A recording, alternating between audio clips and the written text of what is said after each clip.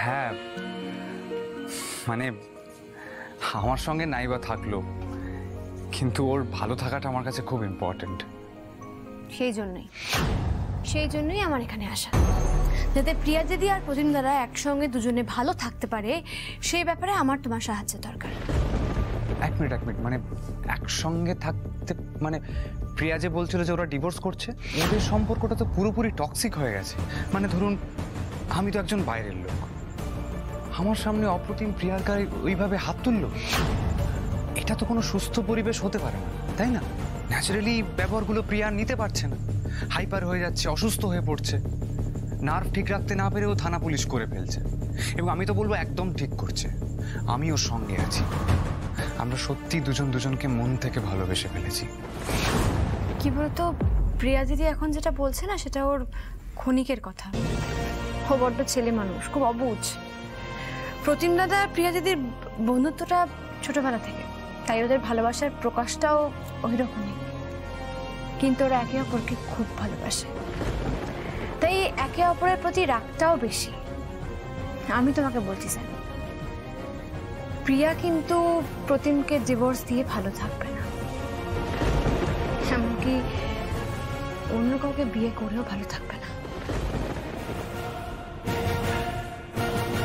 আপনি কি বলছেন আমি প্রিয়ার জীবন থেকে সরে দাঁড়াই? প্রিয়া দিদির এখন মানসিক যা অবস্থা, এই অবস্থায় তুমি ছেড়ে চলে গেলে ও সহ্য করতে পারবে না। তাই আমার মনে হয় ওর জীবনে তোমার প্রেজেন্স থাকা সত্ত্বেও ওর বোঝা উচিত যে ও প্রতিম দাদাকে ভালোবাসে। আমি জানি কাজটা খুবই কঠিন। প্রিয়া দিদি এখন হুজুগের মাথায় অনেক কিছু বলবে।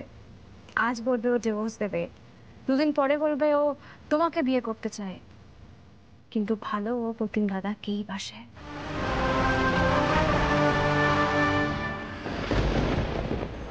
প্রিয়ার সঙ্গে আমার আলাপ খুব বেশি দিনের নয়, কিন্তু এই অল্প সময়ের মধ্যে আমি সত্যি ওকে খুব ভালোবেসে ফেলেছি, এবং আমার বিশ্বাস প্রিয়াও আমাকে ভালোবাসে।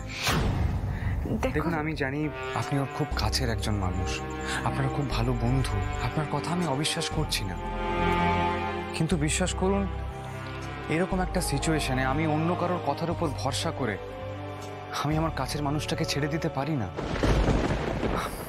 আমাকেও পরখ করে দেখতে হবে যে প্রিয়া সত্যি প্রতিমকে ভালোবাসে কিনা, ওদের মধ্যে আদৌ ভালোবাসা এখনো বেঁচে আছে কিনা।